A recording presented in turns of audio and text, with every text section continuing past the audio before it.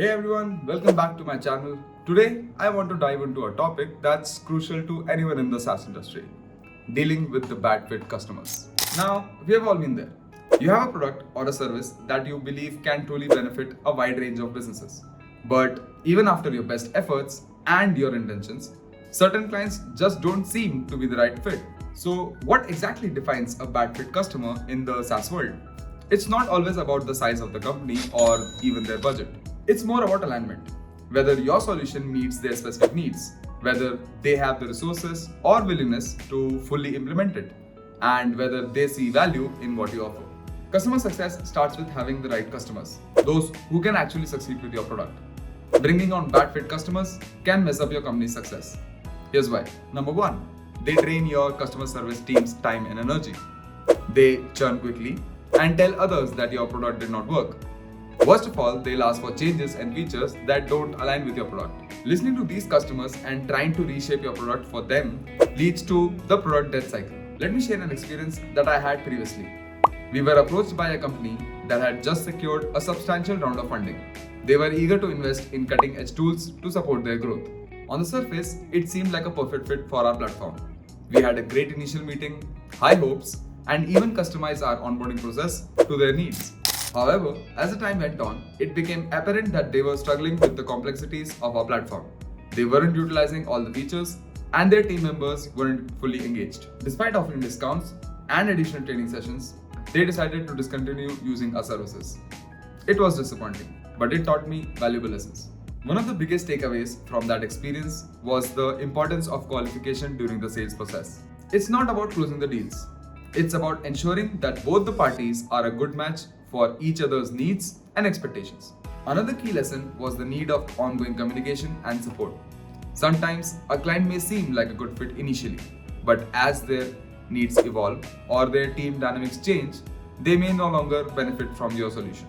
So, if you are in the SaaS industry or any business where you provide service, remember, it's okay to say no, even to a potential client, if you believe that they won't benefit from what you offer.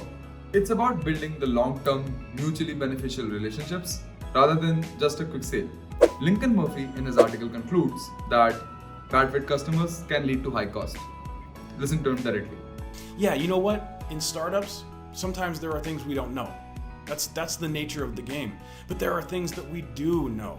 And if you know certain things that mean a customer is a bad fit, like they're not going to be able to get value out of their relationship with you at all, then you should listen to that and not sign those customers. And this piece goes into detail on the quantifiable cost of signing just 3 bad fit customers. And then it goes into all the potential cost. We know that there was a hit on the value of the company because the revenue went down.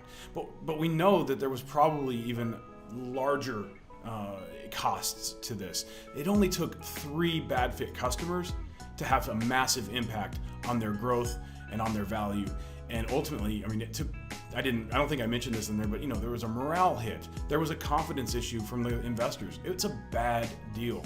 Similarly, Anita taught on a podcast with Zapscale team mentioned, it's one of the things that I have focused on. There's specific ways to have those conversations that can make them more successful. A series of tools, again, on my website. You can go and look under resources. There's like a resource there called 9 Common Difficult Customer Conversation Mistakes that people commonly make. I think it's the most respectful thing to do, because there's another company out there that is perfect for them. It's just not you. And it's not a personal thing against you, against them. And it's hard to have. And it's a little uncomfortable. And it's that big fear of, well, if I put this hard line in the sand, will I ever attract those right customers? It's really hard when you're looking at cash flow and you're bootstrapped and you're really struggling to then go, okay, so I'm going to let a whole bunch of revenue walk out the door right now. The thing is, though, that the damage to the brand of having so many customers churning out, the market is only becoming more saturated, and I think pretty much every vertical. So very quickly, you've got 3 or 4 competitors who are willing to, capitalize on that poor brand image that potential customers see. And some of the speakers in the Chaos to Clarity podcast said, between happy and unhappy customers, we can identify not only what are the areas that we need to improve in the product to bring those unhappy customers up to where they are happy and retained, but more importantly, we can now qualify the customers that we simply are not a good fit for. This is what I call the anti-ICP or anti-ideal customer profile. These are the customers that look like your target customers. If you kind of cover one eye and squint, they look like your ideal persona. But when you actually get to know them a little bit more, you realize, oh, this is actually a bad fit. And they're ones that are much, much higher rate of churn. And when the churn is too high, you're going to be inefficient at any scale. Churn Zero conducted a survey on should customer success teams have veto authority over the Badfit customers. 87% respondents said yes, customer success should have the power. Furthermore, more than 1/3 say that they do have veto authority over Badfit customers.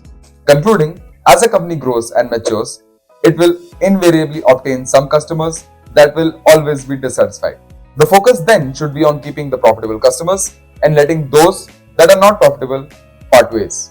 Recently, I raised a poll on LinkedIn asking your thoughts on whether a Badfit customer should fall under the churn bucket. It sparked an interesting discussion. Here are some insights from the poll. 79% of respondents believed that as a customer success manager, we shouldn't be penalized for Badfit customers or uncontrollable churn reasons. They emphasized that sometimes clients simply shouldn't have bought our solution in the first place. 14% felt that we should retain customers at all cost, regardless of fit, to reduce churn rates. Interestingly, 7% were unsure or curious about what constitutes a Badfit customer in the first place. Ankit added that an ideal situation can be a framework developed within CS to identify Badfit customers within the first couple of months. Once identified, it should be shared with the leadership, the sales, and the CS leadership should take a mutual call. Now, let's unpack this a bit. As a customer success manager, our role is not just to onboard and support clients, but also to ensure their success with our platform. When a customer turns out to be a bad fit, it can impact our churn metrics and also our financial variables. So, how do we overcome this monetary loss and accountability when dealing with bad fit customers or uncontrollable churn? It's a complex question.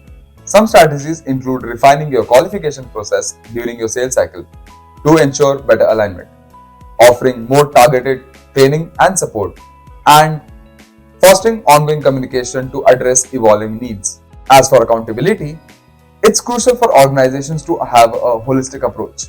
While CSMs play a pivotal role in customer retention, it's about collaboration across sales, marketing, and product team to understand customer needs better and align our offerings accordingly. What are your thoughts? Have you encountered similar challenges in your role? I would love to hear your experiences and your strategies in the comments below. And if you found the discussion valuable, don't forget to like, subscribe, and hit the bell icon for more insights on navigating the SaaS industry and customer success management. Thanks for watching. I'll see you in the next video.